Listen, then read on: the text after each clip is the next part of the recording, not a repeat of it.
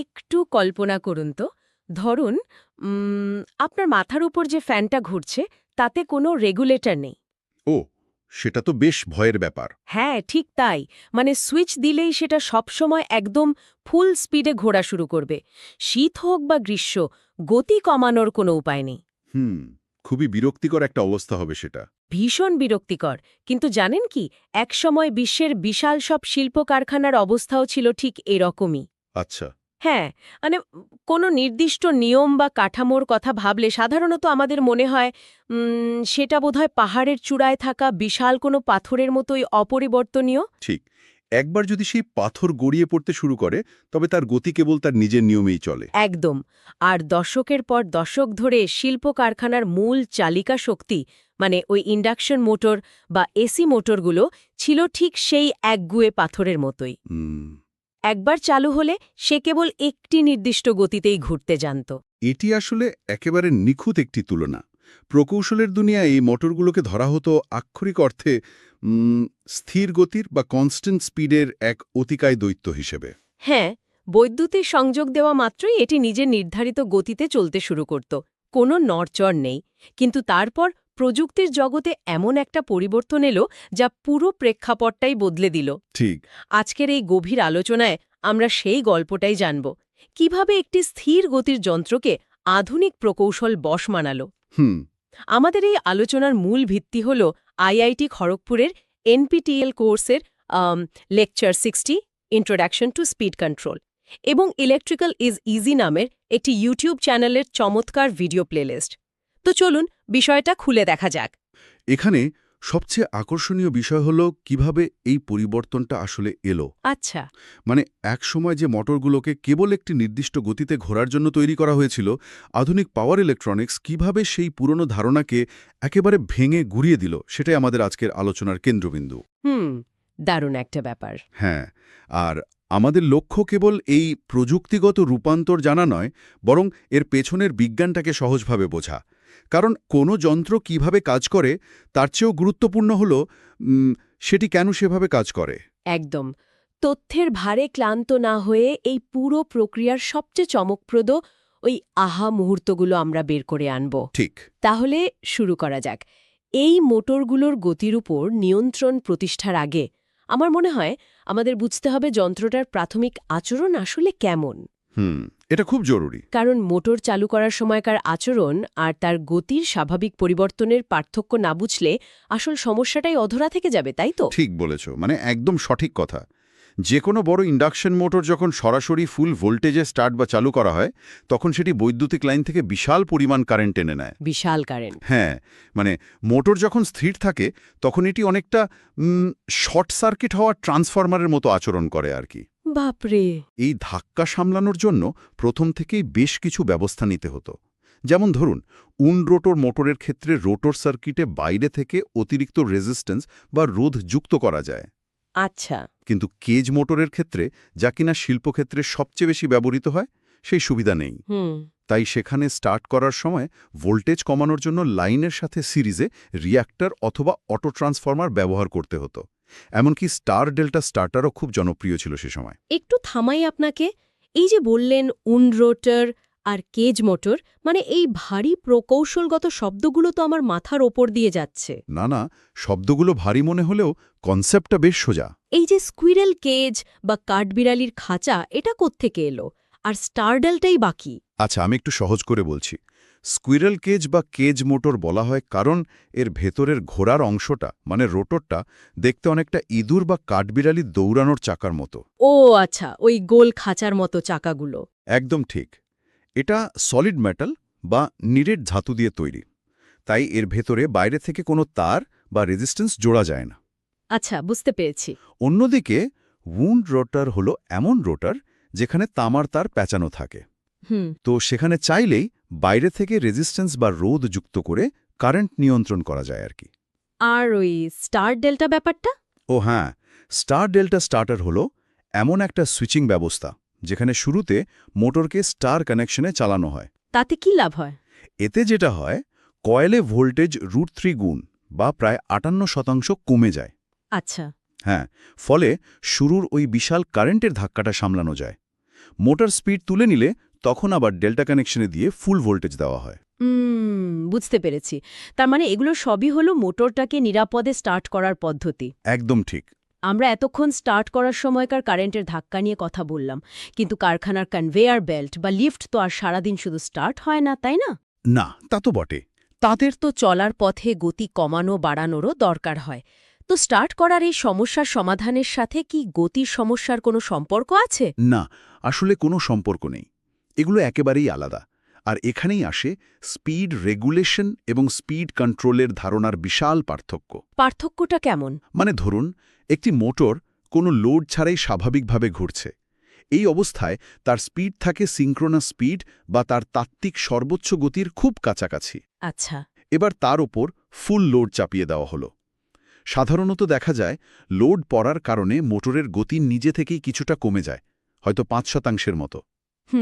লোডের ভারে কিছুটা ধীর হয়ে যায়। হ্যাঁ, এই যে টর্ক বা লোড সামলাতে গিয়ে গতির প্রাকৃতিক পতন, একেই বলে স্পিড রেগুলেশন। আচ্ছা, আর স্পিড কন্ট্রোল? অন্যদিকে যদি একই লোড বা টর্ক বজায় রেখে আমরা ইচ্ছামতো মোটরের গতি কমানো বা বাড়ানোর সিদ্ধান্ত নিই, তবে সেটাই হলো স্পিড কন্ট্রোল। গতি নির্ধারণ করা, তাই তো? চমৎকার একটি উপমা। সাইকেলের গিয়ার পাল্টানোর মতোই স্পিড কন্ট্রোল ব্যাপারটা শুনতে খুব সহজ মনে হলেও ঐতিহাসিকভাবে ইন্ডাকশন মোটরের ক্ষেত্রে এই গিয়ার পাল্টানো ছিল রীতিমতো এক দুঃস্বপ্ন। কিন্তু কেন গিয়ার পাল্টানোর মতো এই কাজটা অতীতে এত কঠিন কেন ছিল? কারণ তখন তো আর আজকের মতো আধুনিক পাওয়ার ইলেকট্রনিক্স ছিল না। আচ্ছা, তাহলে তখনকার প্রকৌশলীরা কিভাবে এই অসাধ্য সাধন করতেন? এই বিষয়টা সত্যি কৌতূহল জাগায়। এর মূল কারণটা লুকিয়ে আছে একটি অত্যন্ত সাধারণ গাণিতিক সূত্রের মধ্যে। ইন্ডাকশন মোটরের সিঙ্ক্রোনাস স্পিডের সূত্র হল 120 × F/P। 120 F/P। এখানে F আর P কি? এখানে F মানে হলো বৈদ্যুতিক লাইনের ফ্রিকোয়েন্সি আর P হলো মোটরের পোল সংখ্যা। আচ্ছা। এখন সবচেয়ে বড় সমস্যা হলো আমাদের বৈদ্যুতিক গ্রিডে বা সাপ্লাই লাইনের ফ্রিকোয়েন্সি কিন্তু একদম নির্দিষ্ট, মানে 50 হার্টজ। এই 50 হার্টজ ফ্রিকোয়েন্সি নির্দিষ্ট কেন থাকে? চাইলেই তো কমানো বাড়ানো যেতে পারে, তাই না? মোটেও না, চাইলেই কমানো যায় না। কেন? কারণ এই ফ্রিকোয়েন্সি নির্ভর করে বিদ্যুৎ কেন্দ্রের বিশাল সব জেনারেটরের ঘোড়ার গতির ওপর। পুরো দেশের গ্রিড একসঙ্গে ইন্টারকানেক্টেড বা যুক্ত থাকে। ও, বুঝতে পারছি। কারখানায় একটা মোটরের স্পিড কমানোর জন্য তো আর বিদ্যুৎ কেন্দ্রে ফোন করে টারবাইন আস্তে ঘোলাতে বলা যায় না। হ্যাঁ, না, সেটা তো আসলেই বলা যায় না। তো যেহেতু এই ফ্রিকোয়েন্সি পরিবর্তন করা প্রায় অসম্ভব ছিল, আর পোল সংখ্যাও একবার মোটর তৈরি হয়ে গেলে কারখানাতেই নির্দিষ্ট হয়ে যায়, তাই স্পিড পরিবর্তন করাটাও এক প্রকার অসম্ভব হয়ে দাঁড়াতো। আচ্ছা। এই কারণেই সেই যুগে যদি কাউকে প্রশ্ন করা হতো যে স্পিড কন্ট্রোলের জন্য কোন মোটর ব্যবহার করা উচিত, তবে সবাই এক বাক্যে বলতো ডিসি মোটর। DC motor? হ্যাঁ, কারণ ডিসি মোটরের স্পিড ভোল্টেজ দিয়ে খুব সহজেই নিয়ন্ত্রণ করা যায়। তার মানে ওই 50 হার্টজ ফ্রিকোয়েন্সি ছিল একটা অজেয় দেয়ালের মতো। ইন্ডাকশন মোটরগুলো যেন ওই দেয়ালের ভেতরে বন্দী ছিল। একদম ঠিক বলেছেন। কিন্তু তবুও ইন্ডাকশন মোটরের গতি নিয়ন্ত্রণের কি সত্যিই কোনো বিকল্প উপায় ছিল না তখন? উপায় যে একেবারে ছিল না তা নয়, তবে সেগুলো ছিল বেশ ঝামেলার এবং অদক্ষ। কি রকম? যেমন ওই যে একটু আগে বললাম, উন্ড রোটর মোটরে রোটর রেজিস্ট্যান্স কন্ট্রোল পদ্ধতি। যেখানে তার পেঁচানো থাকে। হ্যাঁ, এই পদ্ধতিতে বাইরে থেকে রোধ বা রেজিস্ট্যান্স বাড়িয়ে মোটরের গতি কমানো যেত। স্পিড টর্ক কার্ভের স্টেবল জোন বা স্থিতিশীল অংশটিকে এই রোধ বাড়িয়ে বেশ নিচ পর্যন্ত নামিয়ে আনা সম্ভব ছিল। আচ্ছা। কিন্তু এর মূল্য চোকাতে হতো মারাত্মকভাবে। মূল্য চোকাতে হতো মানে?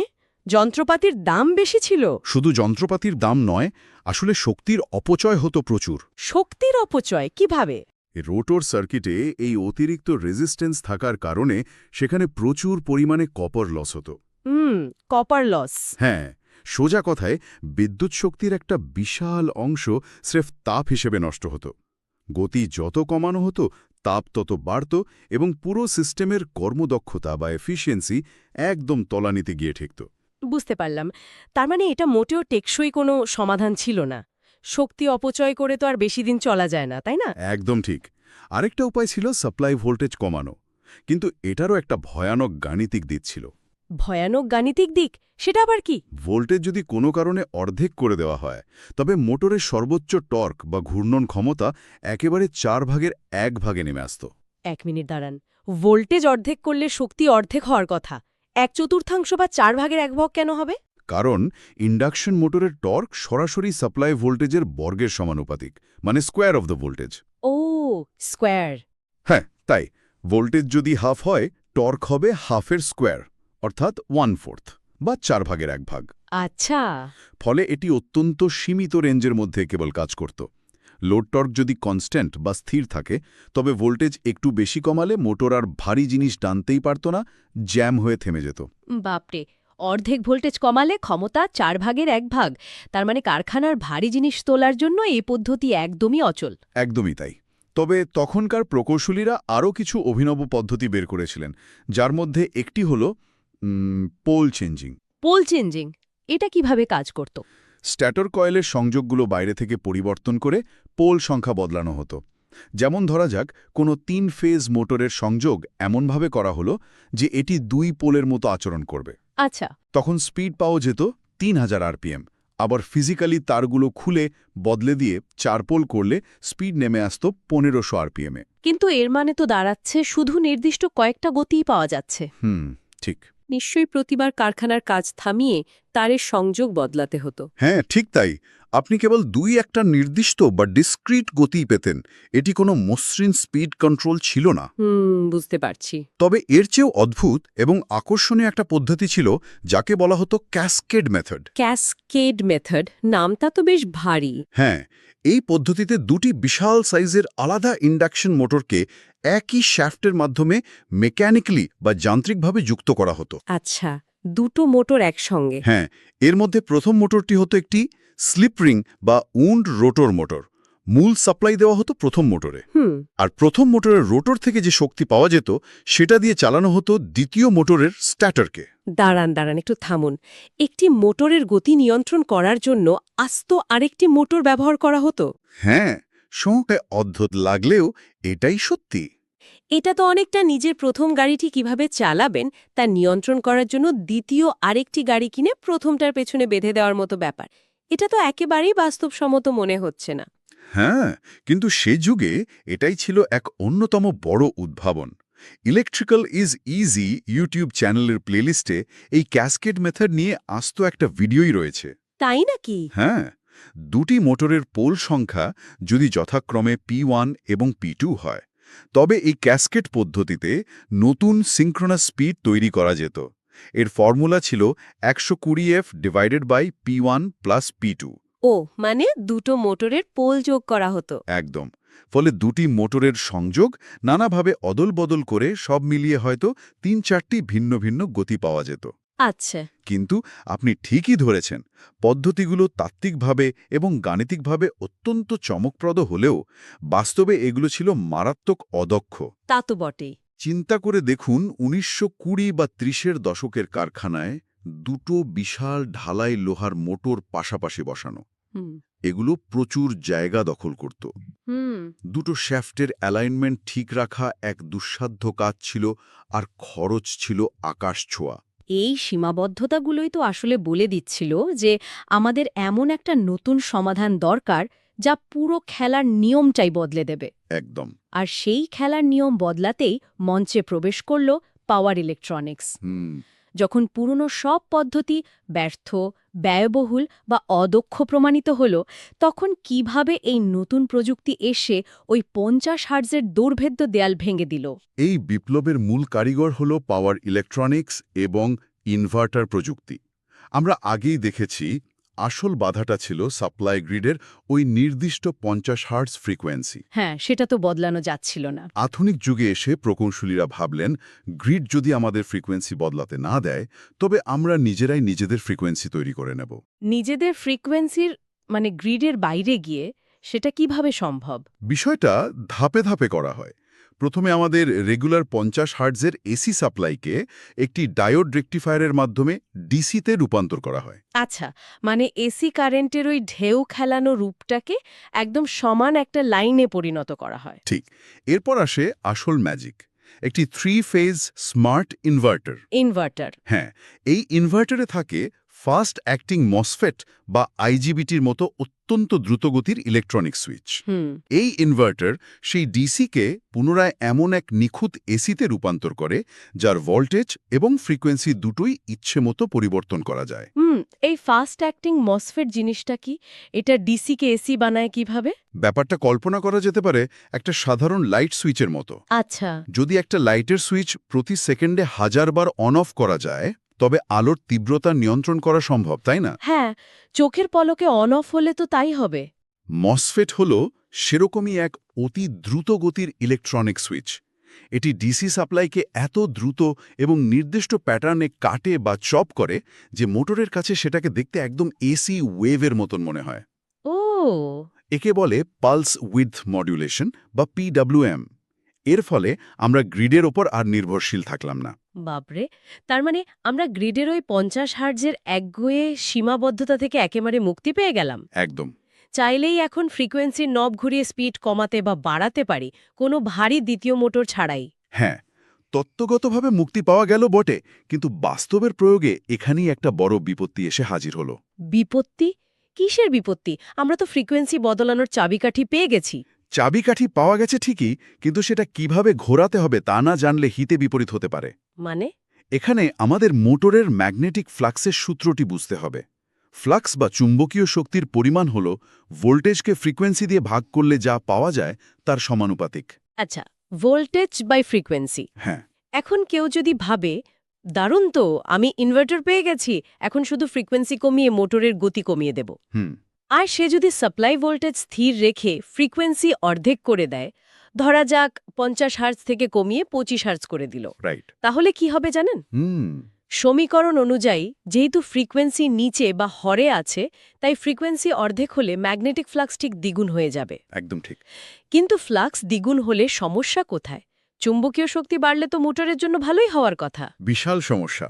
মোটরের ভেতরে যে লোহার কোর থাকে তার ম্যাগনেটিক ফ্লাক্স ধারণ করার একটা নির্দিষ্ট ক্ষমতা বা লিমিট আছে।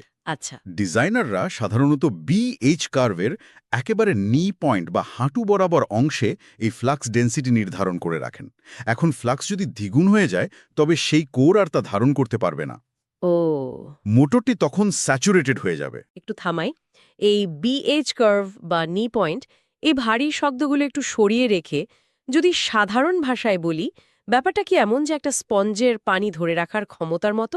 হ্যাঁ, দারুণ একটা উদাহরণ। মানে লোহার কোরেরও ম্যাগনেটিক পাওয়ার বা চুম্বকীয় শক্তি ধরে রাখার একটা সীমা আছে। একদম নিখুঁত ধরেছেন। স্পঞ্জ যখন পুরোপুরি পানিতে ভিজে যায়, তখন তাতে আরও পানি ঢাললে যেমন পানি উপচে পড়ে, ঠিক তেমনি লোহার কোর স্যাচুরেটেড হয়ে গেলে অতিরিক্ত ফ্লাক্স আর কাজে আসে না। বুঝতে পেরেছি। এর পরিণতি হল মোটর মারাত্মকভাবে অতিরিক্ত কারেন্ট টানতে শুরু করে, প্রচণ্ড গরম হয়ে যায় এবং শেষমেশ কয়েল পুড়েও যেতে পারে। ও বাপ রে! তার মানে চাইলেই অন্ধের মতো শুধু ফ্রিকোয়েন্সির নব ঘুরিয়ে গতি কমিয়ে দেওয়া যায় না? না, একেবারেই না। এটা কি অনেকটা এমন যে আমি পাইপের ভেতরের পানির প্রবাহ ধীর করে দিলাম, কিন্তু পানির চাপ একই রাখলাম, যার ফলে পাইপটাই অতিরিক্ত চাপে ফেটে যাওয়ার উপক্রম হলো? অসাধারণ উপমা। পাইপ যেমন অতিরিক্ত চাপে ফেটে যেতে পারে, মোটরও তেমনি স্যাচুরেটেড হয়ে অতিরিক্ত কারেন্টের কারণে ধ্বংস হয়ে যেতে পারে। আর এই মারাত্মক সমস্যাটিকে এড়িয়ে যাওয়ার জন্যই আধুনিক যুগের প্রকৌশলীরা একটি অত্যন্ত বুদ্ধিদীপ্ত গাণিতিক অনুপাতের আশ্রয় নিলেন। তাহলে সেই বিস্ফোরণ ঠেকানোর উপায় কি?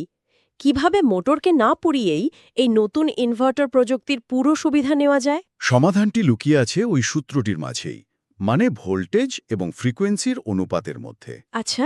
মোটরকে স্যাচুরেশন বা ওই স্পঞ্জ উপচে পড়া অবস্থা থেকে বাঁচাতে হলে ইনভার্টার থেকে এমনভাবে সাপ্লাই দিতে হবে যেন ভোল্টেজ এবং ফ্রিকোয়েন্সির অনুপাত সবসময় একই বা ধ্রুবক থাকে। একই থাকে। একেই বলা হয় কনস্ট্যান্ট V/F রেশিও বা কনস্ট্যান্ট VF অনুপাত। ব্যাপারটা কি আরেকটু সহজ করে বলা যায়?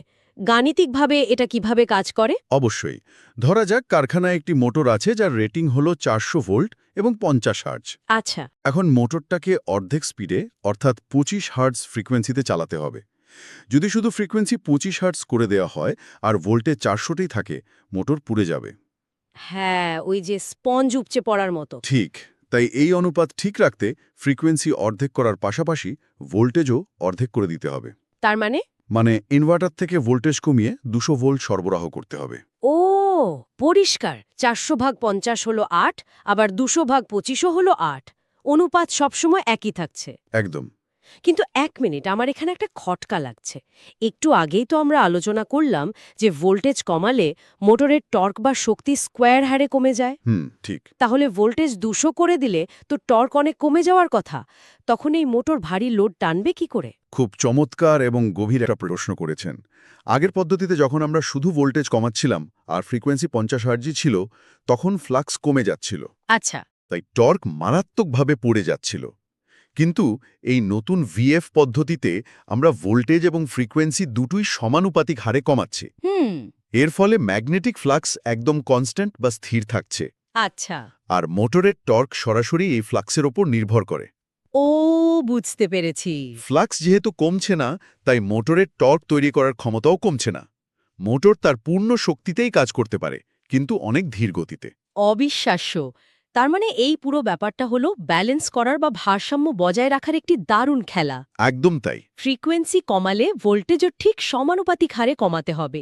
এই একটি সাধারণ গাণিতিক অনুপাত পুরো ইন্ডাস্ট্রিকে এত ভারী ভারী যন্ত্রপাতি আর অদক্ষতার হাত থেকে মুক্তি দিল। হ্যাঁ, আর যদি আমরা এটাকে একটু বড় প্রেক্ষাপটে দেখি, এই একটি আবিষ্কারের কারণে আজ আমাদের চারপাশের বিশ্ব এত মসৃণভাবে চলছে। তা তো বটেই। এমনকি শুরুতে স্টার্ট করার সময় যে সমস্যার কথা বলছিলাম, মনে আছে? ভারী রিঅ্যাক্টর বা স্টার ডেল্টা স্টার্টার লাগতো। হ্যাঁ হ্যাঁ, ওই যে বিশাল কারেন্ট সামলানোর জন্য। এই কনস্ট্যান্ট ভিএফ অনুপাত পদ্ধতি সেই পুরনো স্টার ডেল্টা স্টার্টারকেও জাদুঘরে পাঠিয়ে দিয়েছে। তাই নাকি? হ্যাঁ, এখন আর স্টার্ট করার জন্য আলাদা কোনো বিশাল যন্ত্র লাগে না। ইনভার্টার বা যাকে আমরা ভ্যারিয়েবল ফ্রিকোয়েন্সি ড্রাইভ বা ভিএফডি বলি, সেটি স্টার্ট করার সময় ভোল্টেজ এবং ফ্রিকোয়েন্সি দুটোই একদম শূন্য থেকে শুরু করে। আচ্ছা, শূন্য থেকে? হ্যাঁ, খুব কম ভোল্টেজ আর কম ফ্রিকোয়েন্সি দিয়ে মোটর চালু করে। ফলে শুরুর ওই বিশাল কারেন্ট টানার ধাক্কাই আর তৈরি হয় না। একে বলে সফট স্টার্ট। দারুণ একটা ব্যাপার তো। এরপর ধীরে ধীরে অনুপাত ঠিক রেখে ভোল্টেজ আর ফ্রিকোয়েন্সি বাড়িয়ে মোটরকে তার নির্দিষ্ট গতিতে নিয়ে যাওয়া হয়। বহুতল ভবনের আধুনিক লিফটগুলো খেয়াল করেছেন? হ্যাঁ, কত মসৃণভাবে থামে আর চলতে শুরু করে, কোনো ঝাঁকুনি নেই। ঠিক। কিংবা কারখানার বিশাল বিশাল কনভেয়ার বেল্ট। এসব কিছুর গতি এত নিখুঁতভাবে এবং বিদ্যুৎ সাশ্রয় করে নিয়ন্ত্রণ করা সম্ভব হচ্ছে কেবল এই প্রযুক্তির কারণে। নির্দিষ্ট গতির কারণে সীমাবদ্ধ ছিল। রোটর রেজিস্ট্যান্স কিংবা দুই বিশাল মোটরের ক্যাসকেড মেথডের মতো অদক্ষ আর ঝামেলার পদ্ধতিগুলো পার হয়ে কিভাবে আধুনিক ইনভার্টার এবং কনস্ট্যান্ট ভিএফ অনুপাত ব্যবহার করে আমরা আজ মোটরের স্পিডকে এতটাই মসৃণভাবে নিয়ন্ত্রণ করতে পারছি। ঠিক বলেছেন। শুধু গতিই নয়, স্টার্ট করার চিরাচরিত সমস্যাকেও এটি চিরতরে দূর করেছে। আর এই পুরো বিবর্তনটি আসলে প্রমাণ করে যে প্রযুক্তিতে কোনো সীমাবদ্ধতাই চিরস্থায়ী নয়। একটি অত্যন্ত সাধারণ গাণিতিক অনুপাত কিভাবে যুগান্তকারী উদ্ভাবন আনতে পারে এবং পুরো শিল্প খাতকে একেবারে শেকড় থেকে বদলে দিতে পারে, এটি তারই চমৎকার একটি উদাহরণ। একেবারে খাঁটি কথা। আলোচনার শুরুতে আমরা ইন্ডাকশন মোটরকে পাহাড়ের চূড়ায় থাকা একটা একগুঁয়ে পাথরের সাথে তুলনা করেছিলাম, যা কেবল নিজের নির্দিষ্ট গতিতেই চলতে জানত। কিন্তু উদ্ভাবনী চিন্তা আর পাওয়ার ইলেকট্রনিক্স সেই জেদি পাথরকেও আজ আমাদের আঙুলের ইশারায় নাচতে বাধ্য করেছে। ঠিক তাই। এবার বিদায় নেওয়ার আগে একবার ভাবার বিষয় হল, পাওয়ার ইলেকট্রনিক্স ব্যবহার করে যদি আমরা জাতীয় গ্রিডের এসি বিদ্যুতের ভোল্টেজ ও ফ্রিকোয়েন্সির মতো একেবারে মৌলিক ও স্থির বিষয়গুলোকেও নিজেদের ইচ্ছে মতো নিয়ন্ত্রণ করতে পারি, তবে আমাদের দৈনন্দিন জীবনে আর কোন কোন অপরিবর্তনীয় প্রযুক্তিকে ভবিষ্যতে এভাবেই পুরোপুরি নিজেদের আয়ত্তে আনা সম্ভব? খুব সুন্দর একটা ভাবনার জায়গা। ভাবুন তো, আমাদের বাসাবাড়ি বা শহরের আর কি কি বৈদ্যুতিক সীমাবদ্ধতাকে বা বিশাল অবকাঠামোকে আধুনিক স্মার্ট রূপান্তরের মাধ্যমে পুরোপুরি পাল্টে দেওয়া যেতে পারে। হয়তো আগামী দিনের প্রযুক্তি আমাদের চারপাশের এমন আরও অনেক একগুঁয়ে পাথরকে মোমের মতো গলিয়ে দেবে। আজকের মতো এখানেই শেষ করছি, নতুন কোনো বিষয়ে আরও গভীরে যাওয়ার অপেক্ষায়।